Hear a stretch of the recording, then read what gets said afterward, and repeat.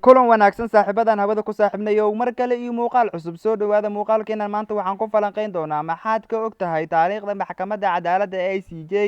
xilligii la asaasay halkii ay ku taalo iyo weliba xilligii ay shaqada bilowday qodobadaas iyo qodobo kale ayaan ku falanqeyn doonaa muuqaalka hadduu kusoo gaaro like garee subscribe-tana ha hilmaamin soo dhawaada mar kale marka hore maxkamadda cadaaladda adduunka waxaa la aasaasay sanadkii 1945 hase ahaatee waxay shaqada bilowday sanadkii 1946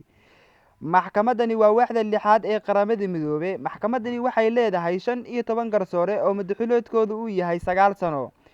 waxaa doorto golaha amniga loo dhan yahay iyo golaha ammaanka go'aanka maxkamadani waa go'aan kama dambays ah malaha wax racfaan laga qaato iyo wax igu cili ah ilaa sanadkii 1946 maxkamadani waxaa hor yimid 180 dacwadood maxkamadani waxaa